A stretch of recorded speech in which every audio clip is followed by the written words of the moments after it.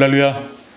잘 오셨습니다. 오늘도 예배 자리를 지키시는 우리 성도님들을 진심으로 축복하고 사랑합니다. 믿으십니까? 오늘도 하나님께서 허락하신 은혜 가득 받으시고 각자의 삶에 또 말씀을 새기셔서 하나님의 은혜를 가득 받고 누리시는 우리 성도님들 되시기를 주님의 이름으로 간절히 축원합니다. 우리 좌우 앞뒤에 계신 분들과 인사하겠습니다. 오늘도 잘 오셨습니다. 잘 오셨습니다. 또 이렇게 인사할까요? 오늘도 은혜 많이 받으세요. 많이 받으세요. 네. 예배 자리는 자리를 채우는 자리가 아니라 은혜를 받는 자리입니다. 믿으십니까? 그러니 거저 왔다 거저 돌아가지 마시고 은혜 가득 받고 돌아가시기를 부탁드립니다. 오늘은 사무엘상 23장 15절에서 19절까지의 본문을 근거로 늘 기도해야 하는 이유라는 제목으로 함께 은혜를 나누고자 합니다. 말씀 제목 한번 따라해 보실까요? 늘 기도해야 하는 이유. 네, 우리가 지난주에는 그 다윗이 그일라 성읍 쪽으로 동함을 간 그 모습을 통하여서 우리가 함께 죄송합니다. 은혜를 나눴습니다. 근데 그 그일라라는 지방에 블레셋이 공격을 했죠. 타작마당을 공격하여서 약탈하는 모습을 보고 다윗이 저들을 공격해야 할지 그일라 사람들을 구원해야 할지 하나님께 기도하기를 시작합니다. 하나님께서 뭐라고 말씀하셨죠? 그들을 구원하라, 전쟁을 해라 라고 말씀하십니다. 하지만 다윗에 있던 주변의 사람들은 모두 다 만류합니다. 우리가 저들과 지금 전쟁할 때가 아니라 우리 몸 하나 보존하는 것도 힘드니 하지 말자라고 하죠. 그때 다윗이 다시 한번 기도를 했죠. 그때 하나님께서 말씀하시죠. 이 전쟁은 이미 이긴 것과 다름없다고, 내가 나가서 싸운다고 말씀하십니다. 다윗은 이 말씀에 따라서 전쟁을 했는데 어떻게 됩니까? 정말로 그일라 사람들을 돕게 되었고 그일라 사람들을 구원에 이르게 했었습니다. 근데 전쟁을 하다 보니까 자연스럽게 다윗이 어디 있는지 사울이 알게 되었고 사울이 다윗을 찾으러 간다라는 소문을 듣게 됩니다. 다윗이 이때 다시 한번 하나님 앞에 기도를 합니다. 하나님, 사울이 옵니까? 이것을 먼저 물어보고 두 번째 질문은 무엇이었냐면은 사울이 오게 되면 이 그일라 사람들이 나를 사울에게 내어줍니까? 하나님의 대답은 무엇이었죠? 사울은 올 것이고 그일라 사람들이 너를 내어줄 것이다. 사울이 온다라는 건 뭐 이해할 수 있지만 그일라 사람들을 구원해준 다윗의 입장에서는 그일라 사람들이 참 나쁘게 느껴지고 섭섭하게 느껴졌겠죠. 하지만 한편으로는 자신 놉이라는 지역에서 85명의 제사장들을 죽게 한 어떻게 보면 장본인이 되었다는 것을 알고 있기에 그일라 사람들을 또 이해하기도 합니다. 그리고 다윗은 그일라를 떠나서 광야로 떠나게 되었죠. 그때 우리가 무엇을 나눴었냐면 다윗이 그동안 좀 다른 모습 두 가지가 대표적으로 있다고 말씀드렸습니다. 그동안 다윗은 어디를 가든지 자신이 무엇을 하든지 하나님께 묻고 구하는 인생이 아니었지만 이제는 하나님께 기도함으로 묻고 구하는 인생으로 변화된 모습을 보여줬다라는 거죠. 더 나아가서 그가 사람들의 말과 환경에 휘둘리는 마음과 그런 삶을 살았던 것이 아니라 그것을 넘어서서 하나님의 말씀을 끝까지 붙잡고 살아가는 삶을 살아가게 되었다라는 거예요. 그래서 우리가 이렇게 한번 살아보면 어떨까요? 라고 이렇게 제가 말씀드렸습니다. 우리도 늘 하나님께 묻고 구하는 삶, 기도하는 삶이 되어야 한다라고 했고 우리가 사람들의 소리에 귀를 기울이는 것이 아니라 하나님의 소리에 귀를 기울이면서 살아가야 한다라고 말씀을 나눴습니다. 한 주간 그리 살아가셨으리라 믿습니다. 한 명도 아멘을 안 하시네. 오늘 말씀은요 그일라를 떠나서 이제 광야에 머물러 있는 것으로 말씀이 시작됩니다. 15절을 보시면 이렇게 말씀합니다. 다윗이 사울이 자기의 생명을 빼앗으려고 나온 것을 보았으므로 그가 광야 수풀에 있었더니 라고 말씀이 시작됩니다. 다윗은 알고 있었죠. 사울이 지속적으로 자신을 죽이려고 하는 것을, 자신을 찾고 있다는 것을 말입니다. 근데 말씀 속에서 보면 사울이 자신을 죽이려고 하는 것을 보았다라고 표현을 하지만 사울이 직접적으로 본 것은 아니었을 거예요. 아마도 사울이 보낸 정탐꾼들이 다윗을 발견했다거나 아니면 주변에 널려져 있는 사울의 어떠한 신하들 중에 사울을 잘 따르는 신복들이 다윗이 있는 곳을 바라보고 있었을 수도 있습니다. 근데 본문은 이렇게 해석할 수도 있다고 합니다. 다윗이 사울이 자기의 생명을 빼앗으려고 나온 것을 보았으므로 보았다고 표현을 하는 것이 아니라 두려워했다라고 해석도 가능하다는 거예요. 즉 사울이 자신을 보고 있는 것을 두려워했다. 그러니까 사울이 보낸 그 어떠한 사람들이 자신을 보고 있는 것을 두려워했다. 그래서 다윗은 수풀에 숨었다 라고 이렇게 해석이 가능한 것입니다. 근데 때마침 그때 누구를 만나게 되냐면 사울과 절친이었고 언약을 맺었던 사울의 아들인 요나단, 만나게 됩니다. 그들의 만남은 참으로 반갑고 귀하고 감사한 만남이었을 거예요. 왜냐하면 다윗의 입장에서 도망다니는 입장에서 나에게 위로가 되어줄 수 있는 친구, 나에게 힘이 되어줄 수 있는 존재를 만나게 되니 얼마나 귀하고 감사했겠습니까? 다윗의 입장에서는 요나단을 만나서 아마 위로를 받고 싶었을 것이고 지금 현재 사울의 상황이 어떤지를 알고 싶은 마음도 있었을 거예요. 그때 16절에서 이렇게 말씀을 합니다. 16절을 보니까 다윗에게 이르러 그에게 하나님을 힘있게 의지하게 하였는데 라고 말씀을 해요. 무슨 말이냐면 요나단이 다윗에게 이렇게 말을 하는 거예요. 다윗에게 이르러 그에게 하나님을 힘있게 의지하게 하였는데, 이것을 다르게 표현을 하면 요나단이 하나님의 이름으로 다윗의 손을 굳세게 하였다라는 거예요. 이해가 되십니까? 요나단이 하나님의 이름으로 다윗의 손을 굳세게 하였다. 지금 요나단의 입장에서는 도망자로서의 삶을 살아가고 있는 다윗이 굉장히 안타까웠을 거예요. 그를 굉장히 불쌍히 여겼을 것입니다.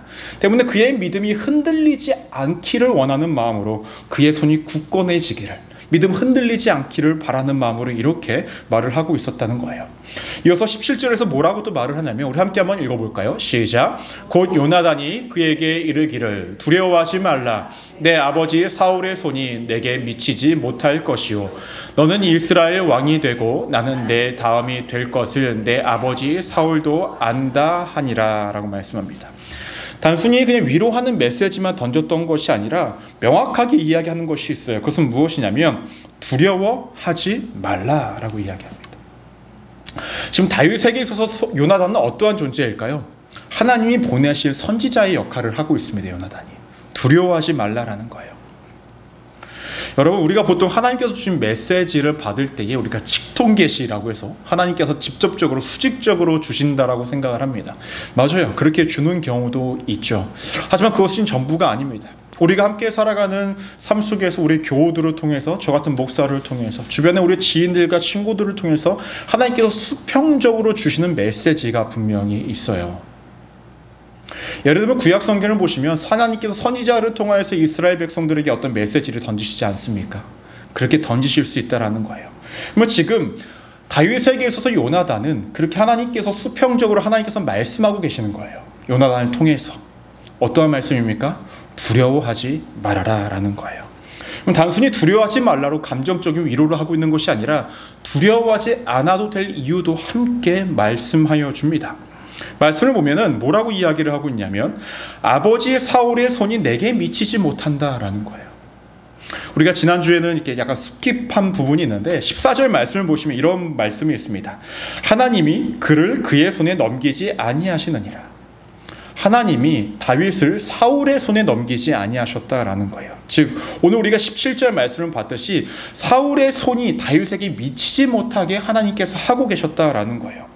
더 나아가서 하나님은 다윗을 사울의 손에 넘길 계획이 없으시다라는 거예요. 하나님의 계획은 다윗을 보호하셔서 그를 왕위에 앉히는 것이 하나님의 계획이지 다윗을 사울에게 넘길 계획은 조금도 없다라고 요나단을 통하여서 명확하게 말씀을 합니다. 하나님께서 다윗을 보호하시는 이유가 무엇일까요? 이유가 무엇일까요? 요나단의 고백처럼 하나님이 다윗을 이스라엘의 왕으로 세우기 위함이기도 합니다. 근데 참 재미있는 것은요, 요나단은 왕위에 대한 욕심을 가지지 않고 있다라는 거죠. 지속적으로 사울의 뒤에서 2인자의 역할을 감당하겠다고 이야기하고 다윗에게도 뭐라고 이야기합니까? 너가 왕이 되면 내가 그 뒤에 있겠다라고 이렇게 고백을 합니다. 이전에도 우리가 잠시 말씀을 나누었지만 요나단이라는 사람 참 대단한 사람이에요. 왜 그러냐면 사울은 이미 백성들과 신하들로부터 많은 신임을 잃어버린 사람입니다. 하지만 요나단은 좀 달라요.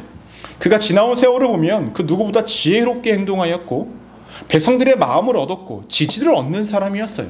이쯤 되면 아버지를 뒤로하고 자신이 왕위에 오르겠다라고 이야기도 할 만한데 그는 여전히 부족한 아버지 뒤에서 2인자의 역할을 감당하고 그 이어서 이제 다윗이 왕위에 오르면 내가 너 뒤에서 2인자의 역할을 감당하겠다라고 말을 하고 있습니다.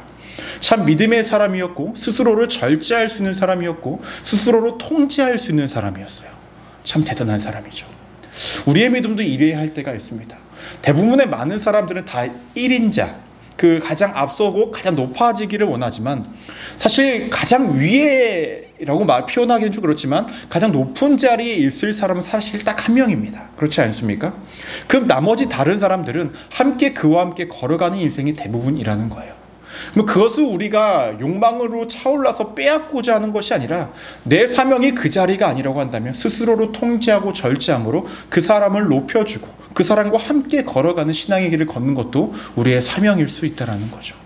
저는 우리의 요나단과 같은 마음을 우리가 갖기를 소망하고 우리가 그 자리에 있으면 스스로를 통제하고 절제할 수 있는 믿음도 갖는 것이 우리의 신앙이 되기를 소망합니다. 이어서 말씀을 보시면 요나단이 다윗에게 뭐라고 이야기하냐면 사울도 안다라는 거예요. 무엇을 하냐면 자신이 더 이상 왕위에 있을 자가 아니라 다윗이 왕위에 오를 자라는 것을 잘 알고 있다는 거예요. 근데 그럼에도 불구하고 왜 왕위에서 내려오지 않냐, 여러 가지 이유가 있지만 우리가 잘 알듯이 자신의 아들인 요나단을 왕위에 올리고 싶은 거죠. 그게 아비의 마음이기 때문에 사울은 그 자리를 끝까지 지키고자 했던 거예요. 또 다른 이유가 무엇일까요? 사울 자신이 다윗보다 뛰어난 사람이라는 것을 증명하고 싶었겠죠. 사람들이 다윗과 사울을 비교할 때 어떻게 이야기했었습니까? 사울은 천천히요, 다윗은 만만이다라고 이야기해요. 그렇죠? 그러니까 사울의 입장에서는 다윗보다 자신이 더 위대하고 괜찮은 존재라는 것을 증명하고 싶었을 거예요. 또 더 나아가는 것은 자신과 거리를 두시는 그 하나님이 틀렸다라는 것을 증명하고 싶었을 거예요.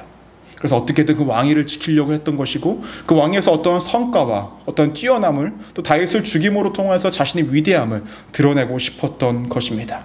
하지만 그럴수록 사울은 스스로 무덤을 파는 격이 되고 있죠.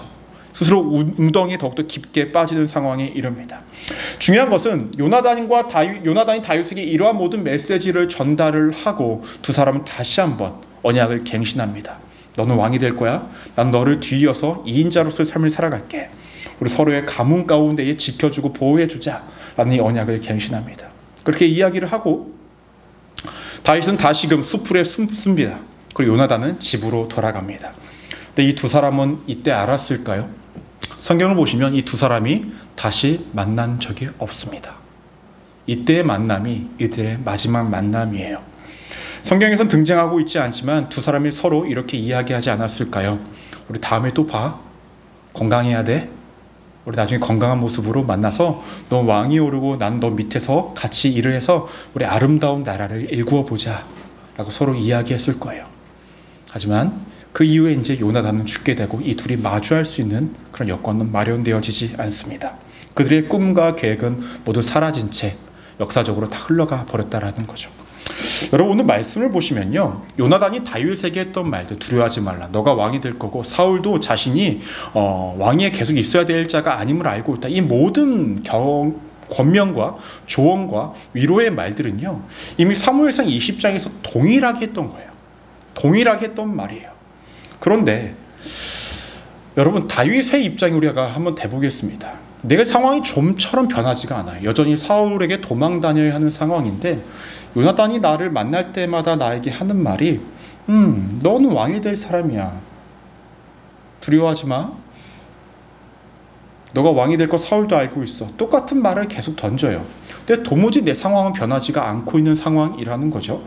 대책 없는 희망만 계속 쏟아내고 있고 희망을 주는데 변하는 것들은 없고 계속 격려하고 권면을 하고 있는데 반복적으로 이야기를 듣다 보면은 다윗의 마음이 어떠했을까요? 어떠하셨을 것 같아요? 처음엔 고맙게 받아들이다가도 마음 한구석엔 어떠한 생각이 들까요? 야, 너가 내 입장 돼봐. 그게 쉽나? 이런 생각 들지 않을까요? 예를 들면 이런 경우를 제가 제일 많이 하고 있죠.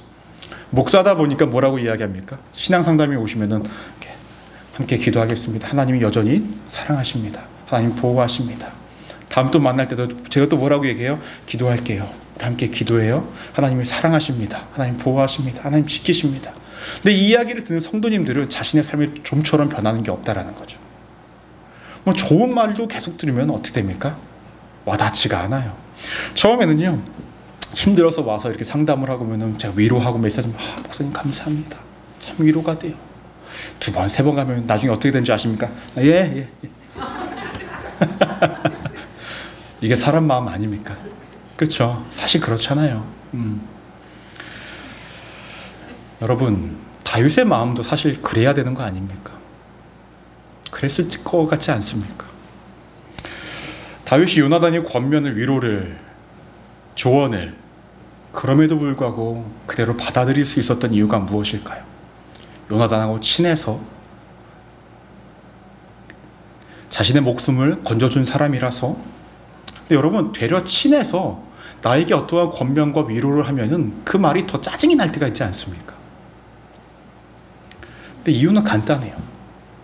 다윗이 기도하는 자였기 때문에 그래요. 제가 무슨 말씀을 드리고 싶으냐면, 이전에 다윗이 기도하지 않았을 때에 만약 요나단이 반복적으로 이러한 말을 했다면 이것을 그냥 받아들이지 못했을 것 같아요.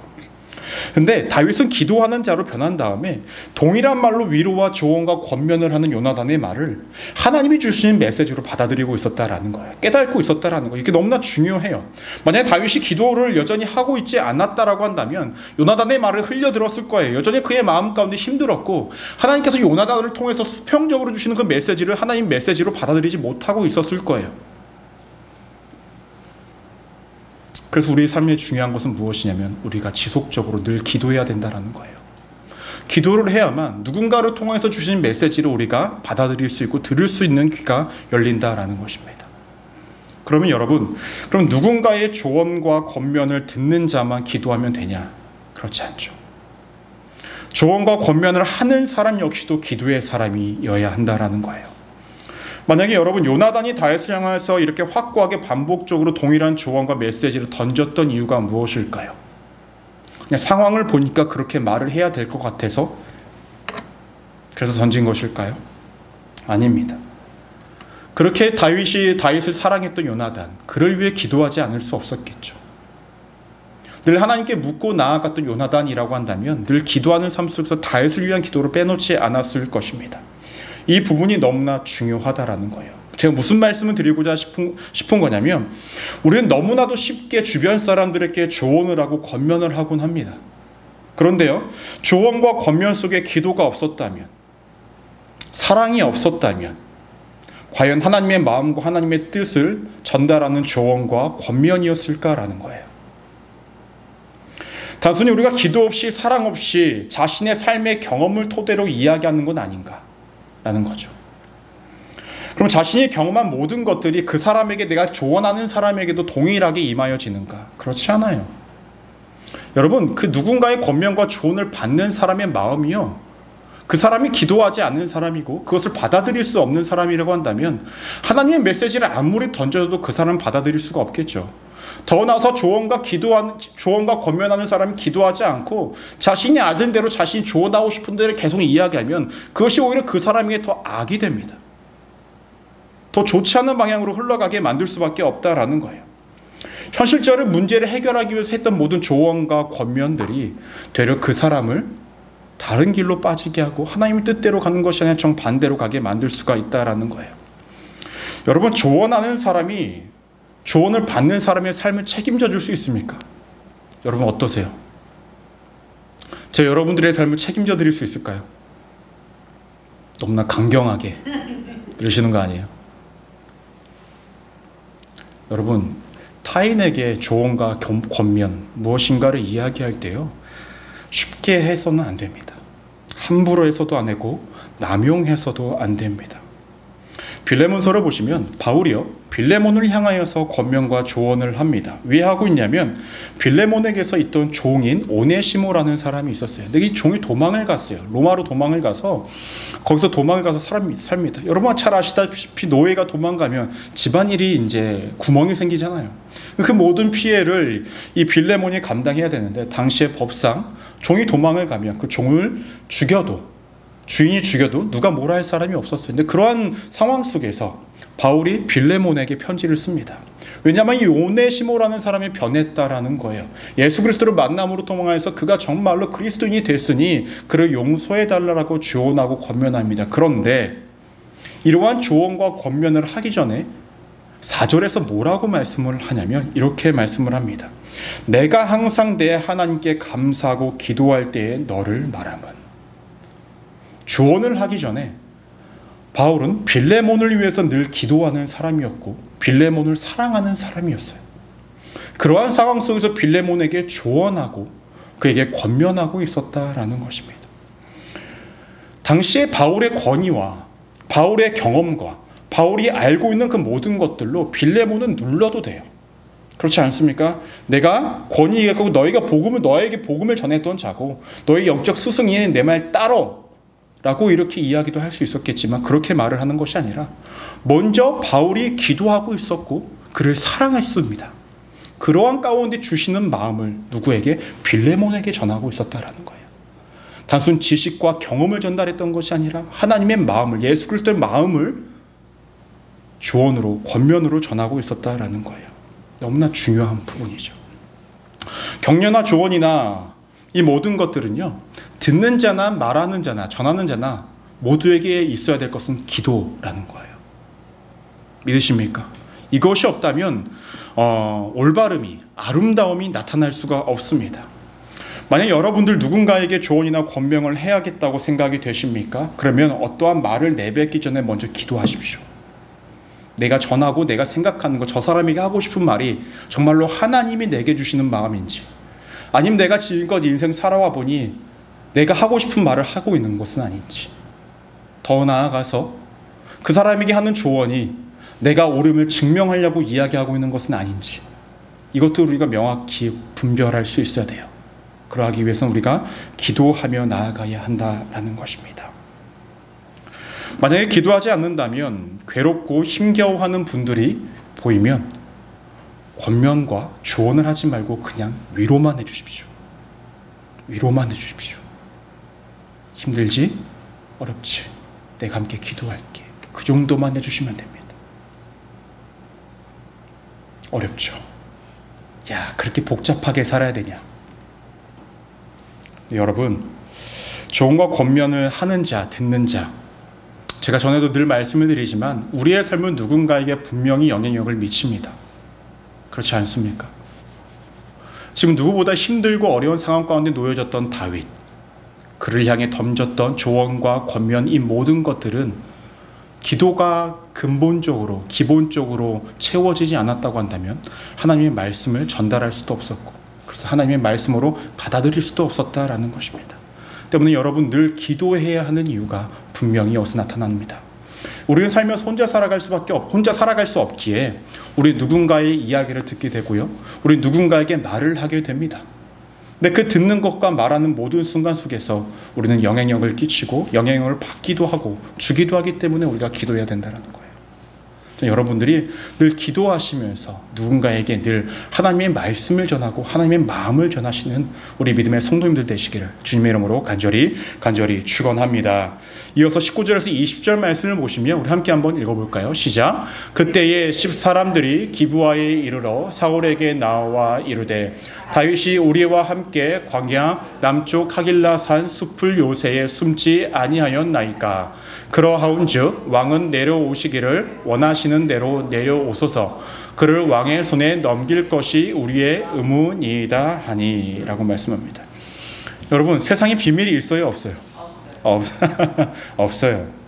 다윗과 사람들이 잘 숨었다고 생각을 하지만 그 10사람들이 다윗에게 나가서 사울에게 나가서 다윗이 있는 곳을 알려줍니다. 그리고 다윗을 사울에게 넘기겠다라고까지 말을 합니다.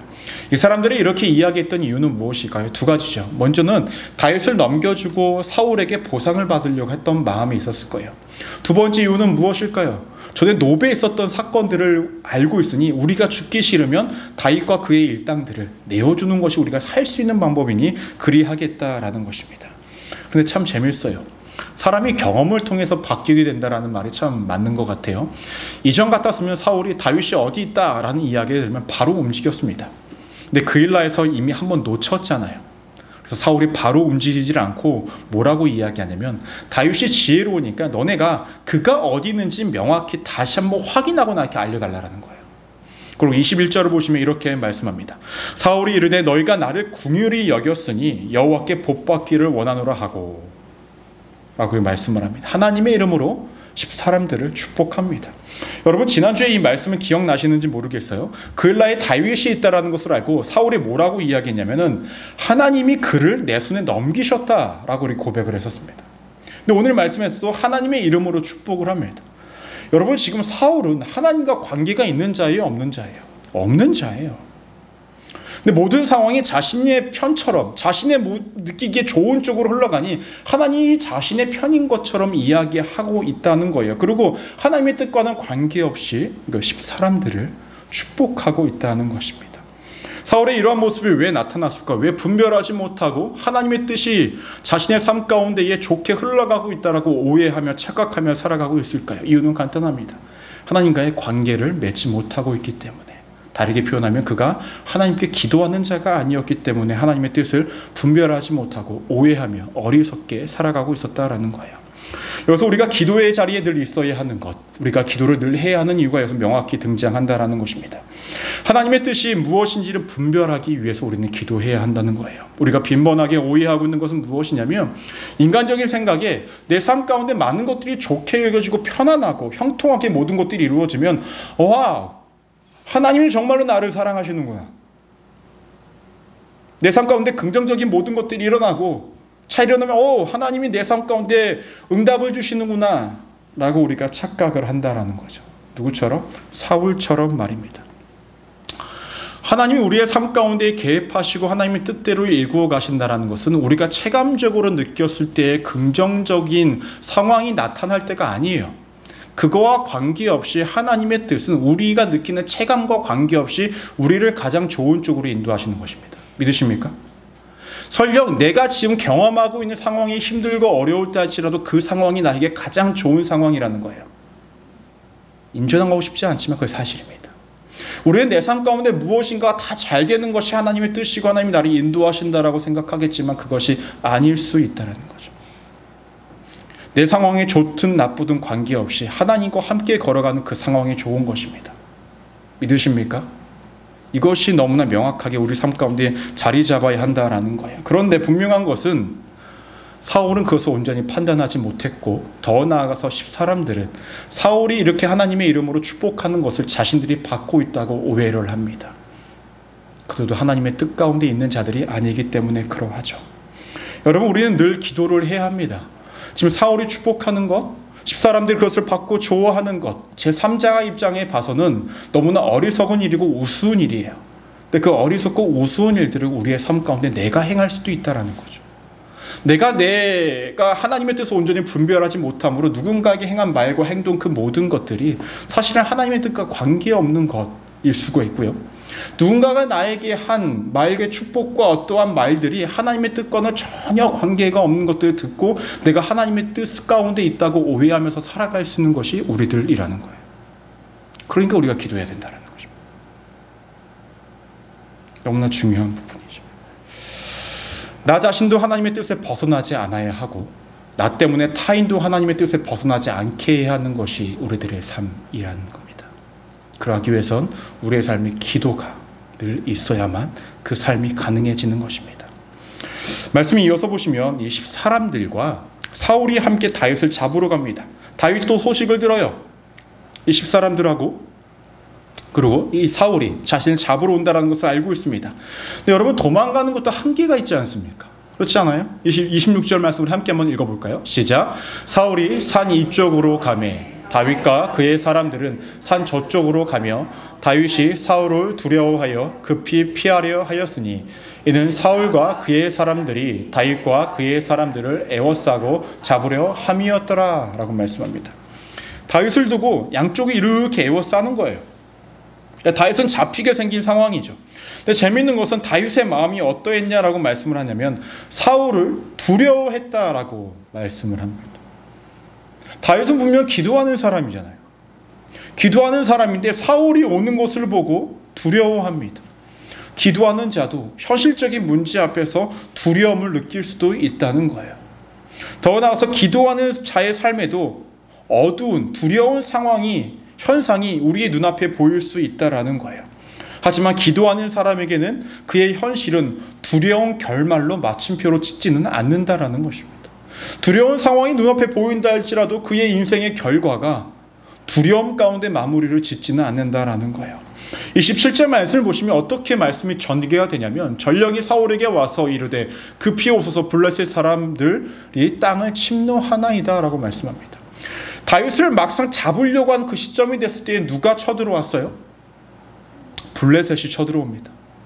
그러니까 다윗을 지금 잡는 것이 급한 것이 아니라 블레셋은 무찔리는 것이 더 급하니 그 자리를 피할 수밖에 없고 다른 곳으로 이동할 수밖에 없습니다. 그러니 28절에서 이렇게 말씀해요. 이에 사울이 다윗 뒤쪽 길을 그치고 돌아와 블레셋 사람들을 치러 갔으므로 그곳을 셀라 하마 느곳이라 칭하니라 라고 말씀합니다. 제가 말씀드렸죠.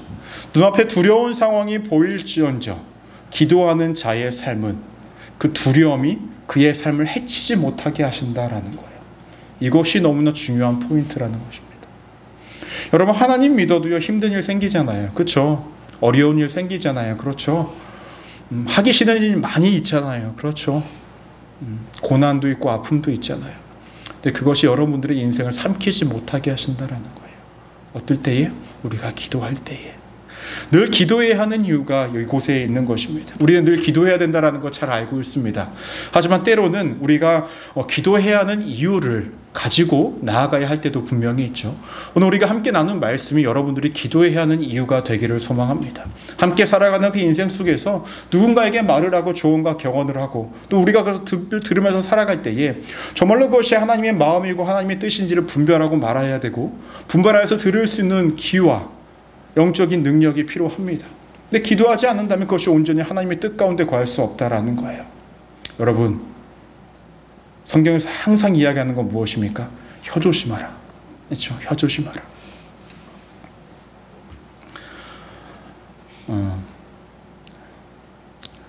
대부분의 이제 연세가 지극히 드신 이제 목사님들이 다 하시는 말씀이 젊은 사역자들에게 동일하게 하시는 말씀 딱 하나 하시겠습니다. 말은 많이 하지 마라. 듣기만 해라. 이거예요. 근데 그 말이 정말로 틀릴 게 없어요. 이번 주일날 이제 또 예배 끝나고 친교하실 때 다들 얼굴만 보고 듣기만 하라고 하니까 또 이러고 계시지 마시고 서로의 은혜를 나누는 시간은 많이 가지세요. 그것은 뭐 더할 나위 없이 좋죠. 그런데 누군가에게 무엇인가를 가르치려고 하고 내가 내 삶을 증명하려고 하고 더 나아가서 나의 옳음을 나타내려고 하는 말들은 좀 접어두세요. 우리가 역사를 봐도요, 그 당시의 역사에 어떠한 결정을 내렸던 사건이 그 당시에는 굉장히 옳았다, 잘했다라고 평가를 받지만 그 이후에 시간을 1년 미래의 이 시점에 왔을 때에 그때 그 결정이 잘못됐다라고 평가받는 시점도 있습니다. 그렇지 않습니까?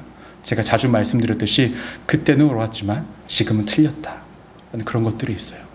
현재 내 삶이 누군가에게 내 삶을 증명하고 내 삶이 옳다라는 것, 내 생각이 옳다라는 것들을 많은 것들을 이야기하고 싶을 때가 있어요. 물론 그렇게 이야기하는 것도 옳을 때가 있겠죠. 하지만 대부분의 것들은 우리가 알 수 없어요. 사실. 그러니까 말을 많이 하기보다는 상대방을 위로하고 들어주는 것에 우리가 역할이 더 많이 감당해야 됩니다. 그리고 그 모든 것들도 기도를 바탕으로 이루어져야 한다는 거예요. 더 나아가서 우리가 영적으로 무지하지 않기 위해서, 영적인 분별력을 잃지 않기 위해서는 늘 기도의 자리에 있어야 합니다. 너무나 중요한 문제입니다. 마지막으로 기도하는 자의 삶이 왜 필요하냐? 기도하는 자의 삶은 하나님이 보호하시기 때문에 그래요. 다윗을 그렇게 보호하셨듯이 위기의 상황은 있어도, 두려운 상황이 있어도 두려움이 그를 엄습하지 못하고 그를 삼켜두지 못하게 하나님께서 일하시기 때문에 그러합니다. 여러분, 늘 기도하십시오. 아멘. 늘 기도하십시오. 아멘. 기도의 자리에서 늘 하나님과 마주하시면서 영적인 맑음과 순결함과 정결함을 유지하셔서 여러분들이 계신 그 곳이 여러분들을 통하여서 맑아지기를 주님의 이름으로 간절히 축원합니다. 기도하시겠습니다.